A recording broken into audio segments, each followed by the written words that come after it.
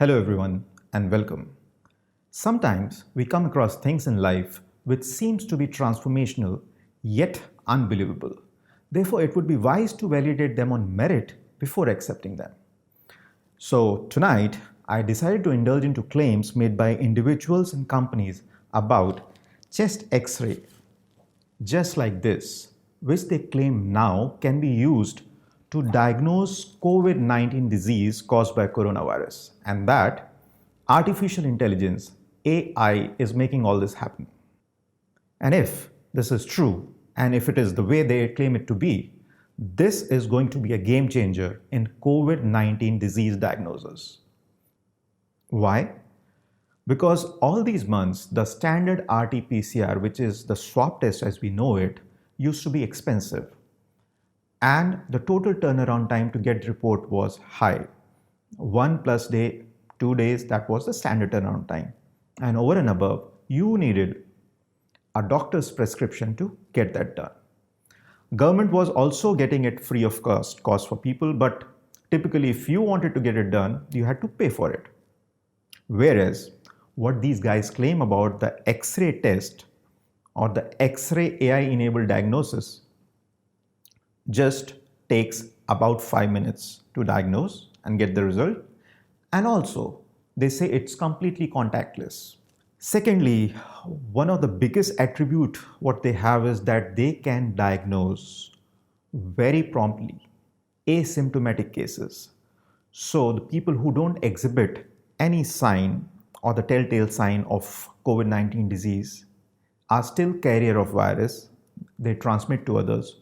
So they claim that their test can actually diagnose asymptomatic cases very promptly. But first, let's go through the long list of claims made by these individuals and companies and review them together. Now, together is very literal in this video. What I'm going to do different is that I'm not going to conclude this video in this current session. My concluding video on this topic would be my follow-up video. And in this current video, I'm going to share with you a mechanism in which you would be able to give your responses, viewpoint in a very structured fashion. So what I'm going to do is, I'm going to give you a link to the Google form in the description below, where you can visit and give your responses in a very structured manner so that I may understand them and can incorporate them in my follow-up video. This way, your viewpoint, your experiences, your understanding would be inclusive in my follow-up video. That would make more sense for each one of us. Also, I would request the people who have been claiming about this technology can also participate, give their viewpoint and response to my argument. That would make it more worthwhile. With the rules of the game defined, first let's go through one by one what is being said. The first claim comes is that very early detection, that is within 24 hours of infection, detection of COVID-19 can be done using their innovative technology. Amazing. Second, they suggest and highly recommend that portable X-ray machines be sent across in areas of dense population and mass X-rays be done of those people for very early detection of this disease. And according to them, they have already started doing this. And now for those who are going to their office regularly, they've gone ahead suggesting that various offices across the country get some sort of portable X-ray machine installed or made themselves available to get X-ray done of their complete staff every week for months to follow to verify the status of their coronavirus infection. It is told that even a photograph of chest X-ray, something like this, if you take a photograph of this chest X-ray and upload that into their software, that would be enough to detect COVID-19. Again, something amazing. The next one is phenomenal. What they claim is the gold standard for COVID-19 detection, that is RT-PCR test, which is, as we know, the swab test, may fail, but still the X-ray taken at that moment will be able to detect COVID-19 disease. Furthermore, accuracy levels are claimed to be between 95 to 100%. Now, the biggest reason why I made this video was for the claim they made about asymptomatic cases. Now, asymptomatic cases are the people who don't show or exhibit any symptom or experience any symptom which they can pronounce. And what these guys are claiming is that very early detection of COVID-19 for people who have got infected within 24 hours or so can be done using this innovative technology by just taking a chest X-ray. Now, this is what is striking. I find that there is a never-ending list in the name of technology in diagnosing COVID-19 disease.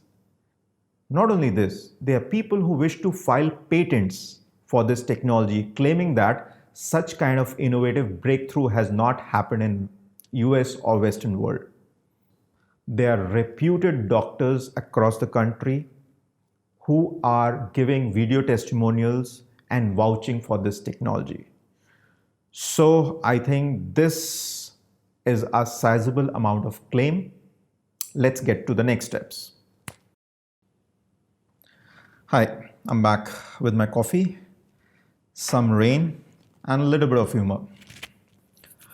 I was wondering that it's already late in the night. The topic is a little serious. So let me add a little bit of light-heartedness to this deliberation. Otherwise, I'll feel very sleepy and will not work out also. So how do we begin? Okay, let's say this story has 3 characters. Okay, character number 1, chest X-ray. Character number 2, COVID-19 disease, which is caused by coronavirus. And the third one is advanced software, intelligent software with the artificial intelligence enablement or AI as a core function of it. So let's dismantle each one of them.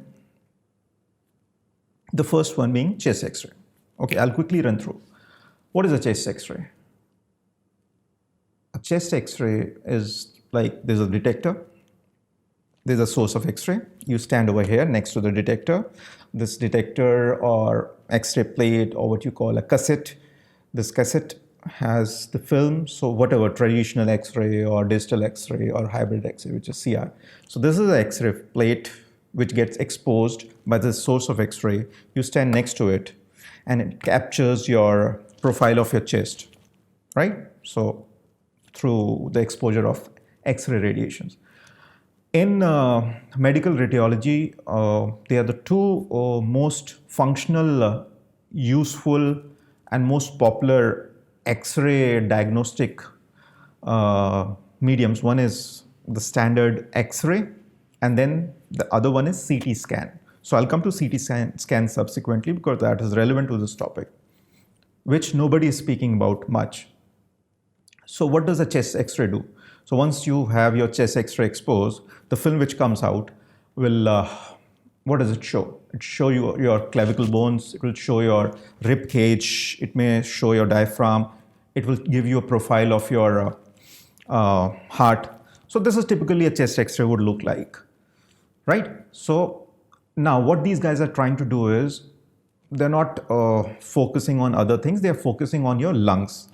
And the entire concept or thought or hypothesis that revolves around on an assumption or an understanding that when you will have COVID-19 disease, when coronavirus will infect you, you will have some changes seen in your X-ray around your lungs, right? That's a story.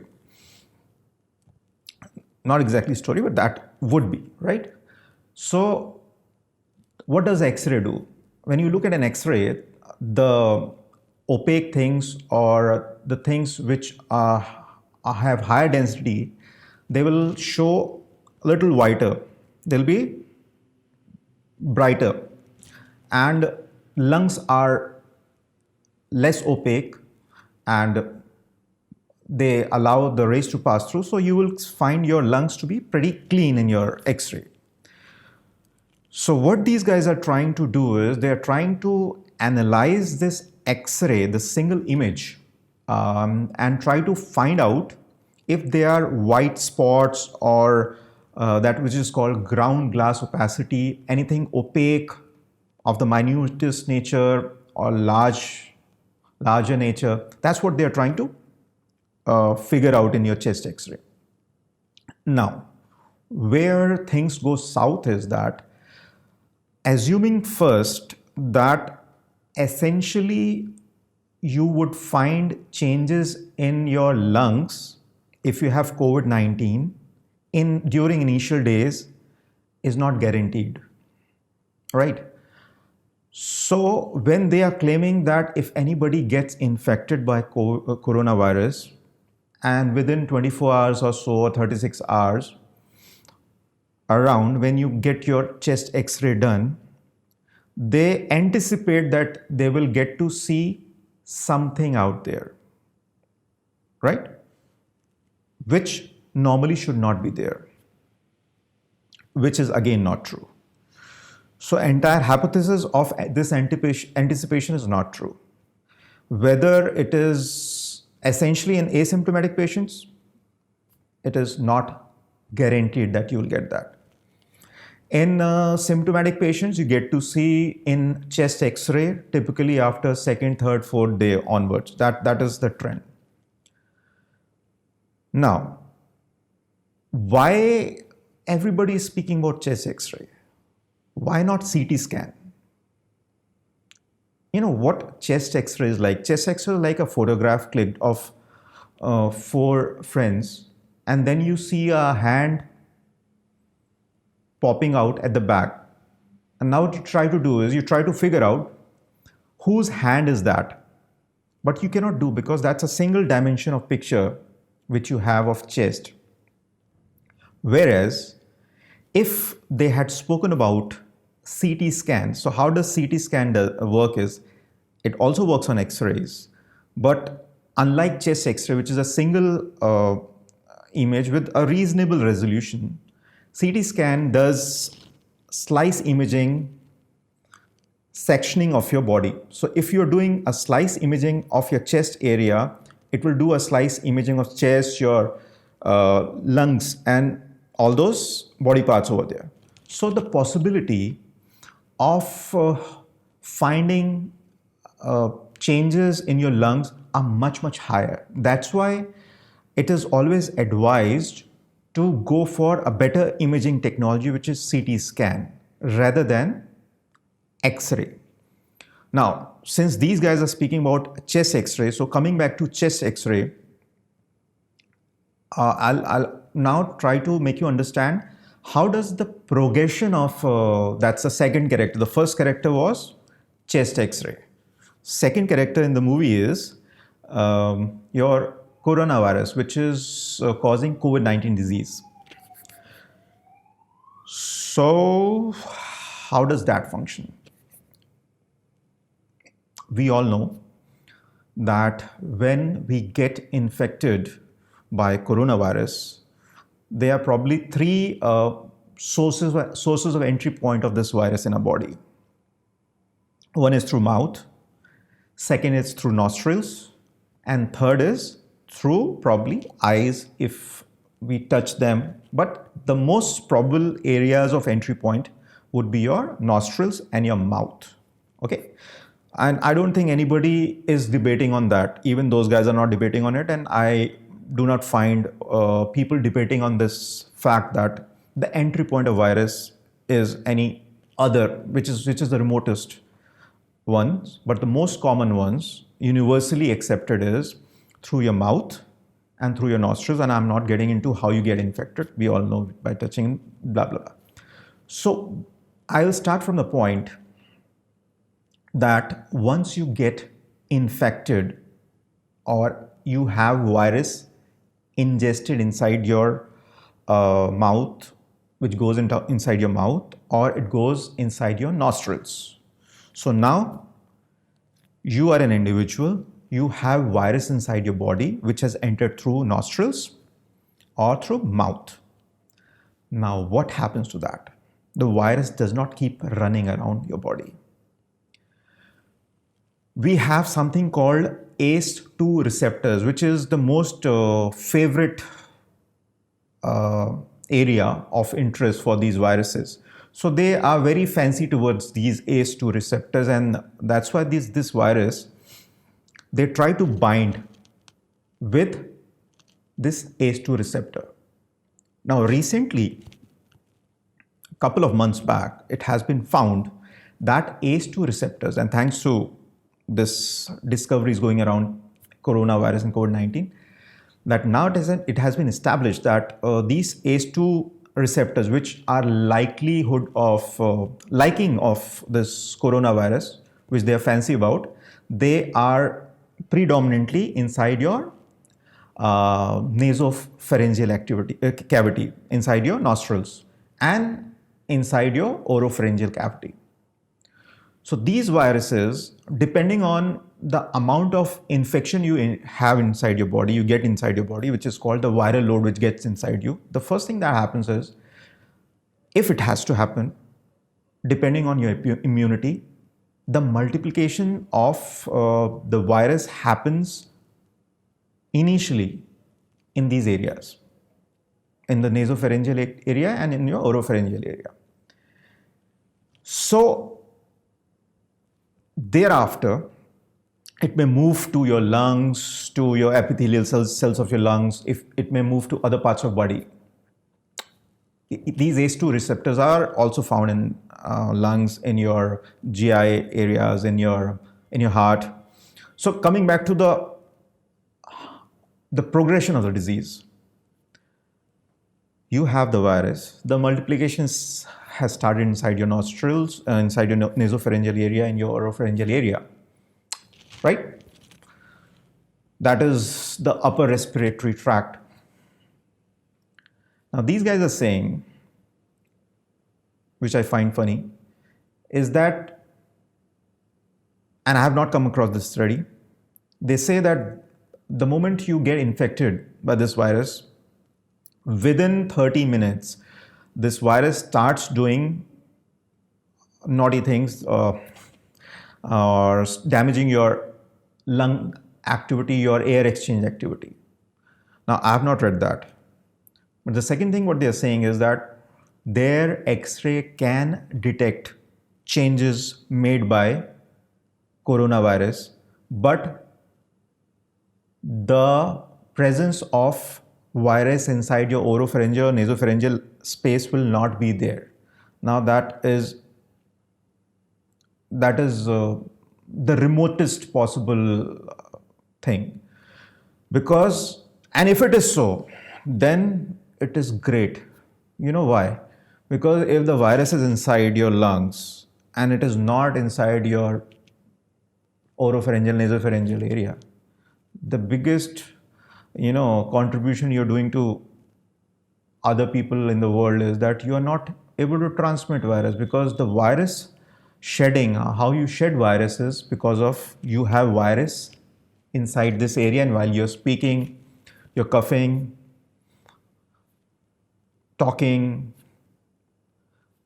sneezing, this is how the virus is coming out of your body, because of the density of virus in this area.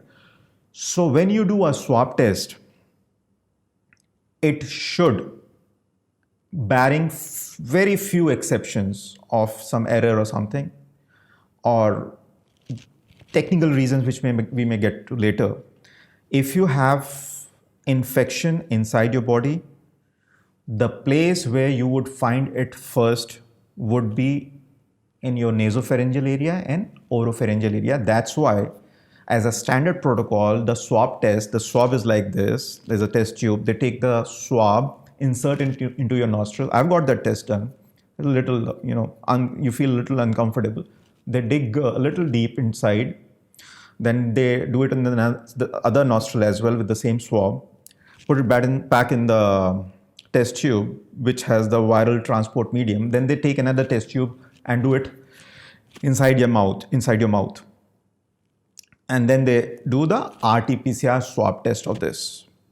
Another very important thing I want to tell you is, it is something like when you are doing RT-PCR swab test, you are finding the virus. You are actually testing for the virus.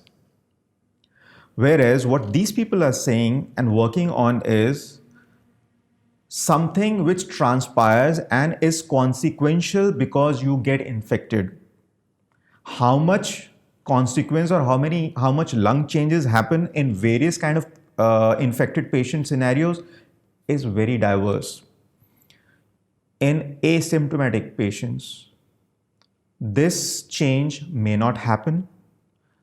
This change may happen at later stage, but would essentially not happen in first 1 or 2 days, and not at all in first day. That is a very remote possibility. So what these guys are doing is they are leaving so many exceptions.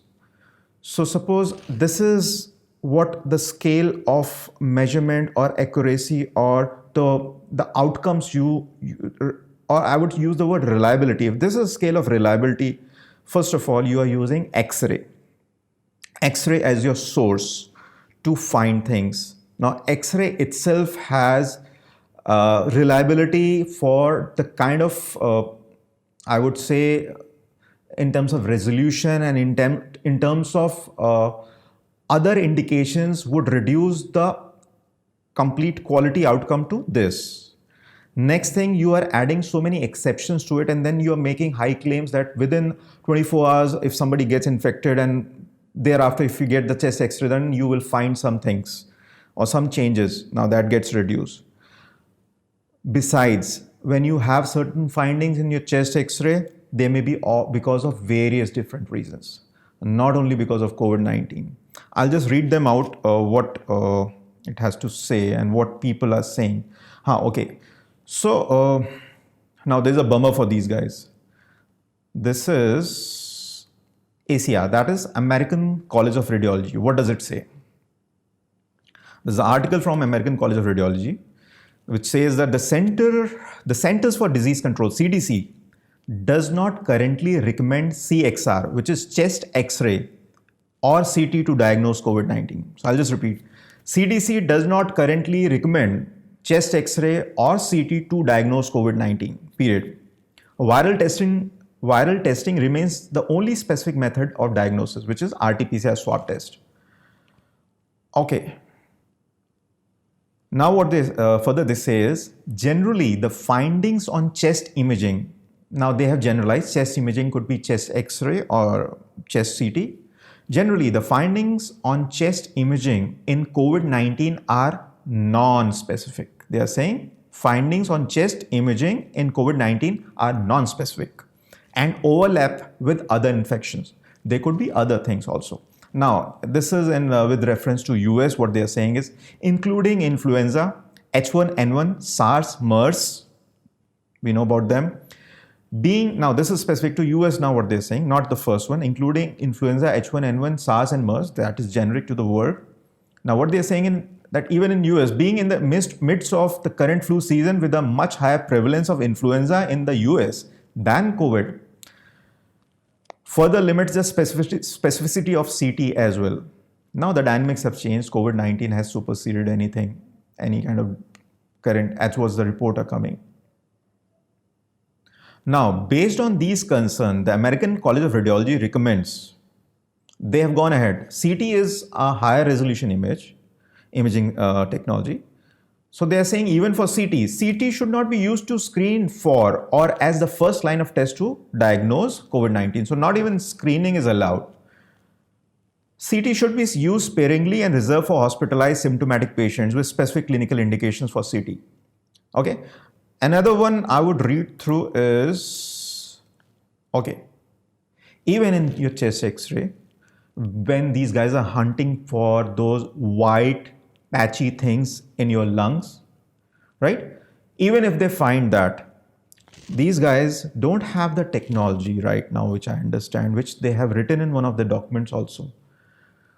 that they cannot do a differential diagnosis. They cannot do an analysis that whether this patchy thing in your lungs, if it is there, first of all, it has to be there. In many cases, it is not there. But if it is there, that can be because of various other reasons. And they are not able to discriminate that as well. That can be because of even patterns of acute lung injury. If you have some injury, that will look like also organizing pneumonia. Then there would be a lot of differential diagnosis. Many things can happen. Viral pneumonia, influenza A, influenza B, coronavirus, rhinovirus, parainfluenza, adenovirus. Okay. Then there could be possibility of bacterial pneumonia. That could be also. So if your lungs may have drug-induced some kind of changes because of some chemotherapy or some kind of immunotherapy. So there are many reasons. So when they are trying to promote and come forth with a solution or a technology, it has so many limitations. It stumbles at every instance. So that kind of aggressive marketing they are doing is somewhere unfair. I would not be using this word unethical in my first video, but it is grossly unfair what they are trying to do by saying that any person, and see, what the USP they are trying to do is they are saying that asymptomatic patients, asymptomatic cases, dear asymptomatic guys, asymptomatic individuals who don't exhibit those signs of fever, cough, dyspnea, fatigue, a lot of things, the signs which we know, those guys have reasonable immunity. That's why they don't get affected by virus so much. I would ask them that when your immunity is fighting with this virus and does not, so if you're not getting symptoms, how can you assume that the virus would propagate so fast in your body that would create such changes in your lungs? And if they are creating changes in your lungs, those guys are not asymptomatic. So then those are symptomatic. And when you have those kind of changes such rapidly happening in your body, so probably then in third, fourth day, you would be showing symptoms. So these guys never fall in the category of asymptomatic. Interestingly, I have been hunting for this study, and lately somebody has started this study that what kind of changes may come in asymptomatics. I'm not saying the changes may not come, they may come at a later stage. So when you are saying very early detection, that every claim just falls on their face. That is what I'm trying to say. Okay, so I have 3 more points to go and the video is getting pretty long. Please bear with me. I'll try to run through these 3 points because they're pretty straightforward. So the query to them goes like this. What kind of X-ray data they had of asymptomatic COVID-19 patients at the time of developing this software? So this query is very specific. When they were developing the software and when they claim now that the system when launched was very sensitive to detecting asymptomatic cases. So probably they would have trained the system on asymptomatic cases because asymptomatic cases behave a little differently. The progression of disease is different in them, and if they turn into mild cases, then the progression is different. So they should have had some data, and when they are saying that very early detection of asymptomatic cases, that means they would be having a sizable amount of data. And while they are claiming that this solution should be used pan-India for 1.3 billion population, which is 135 crore Indians, so on a safer side, they should have actually tested or would have had a data of 0.001% of the population, which comes to 13,000. I think they won't be having that. So let's trim it down.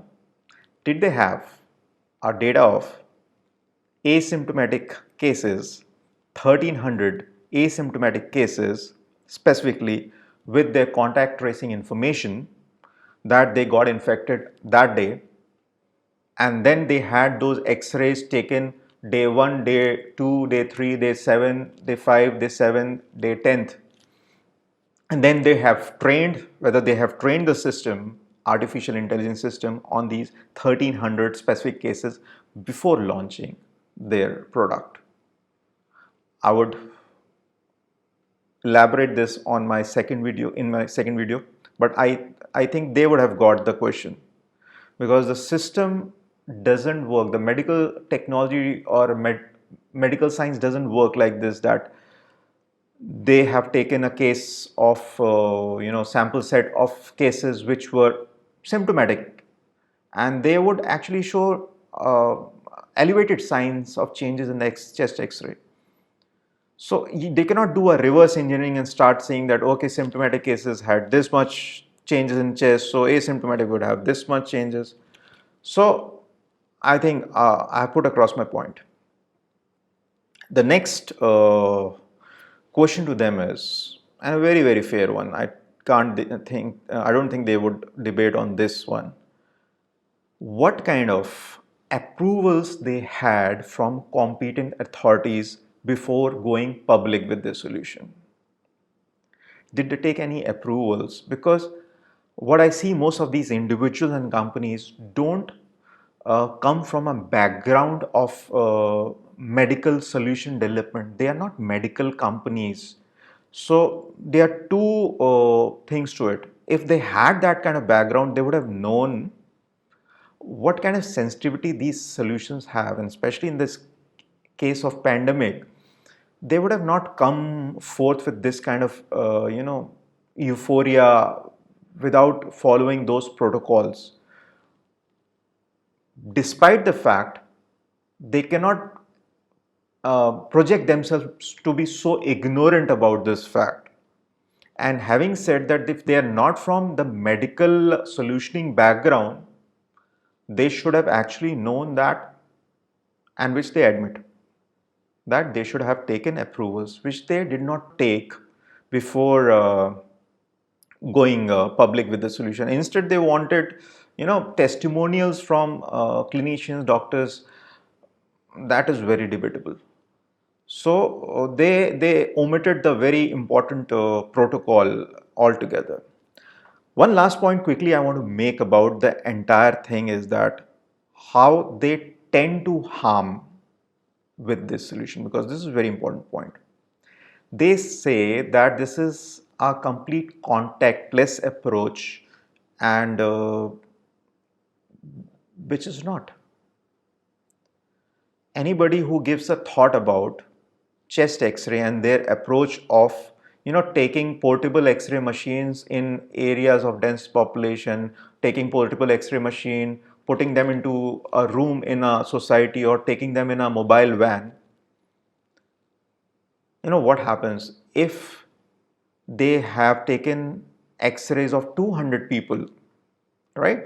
And let's assume that 50th guy had infection, right?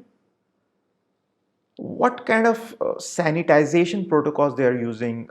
I mean, that's remotely possible, and we can get it checked also, because every exposure when you take of chest x-ray, you have to ensure that your body, the person who is getting his chest x-ray done, his body has to stick to the detector, the x-ray cassette, the film, which is what we say in layman terms.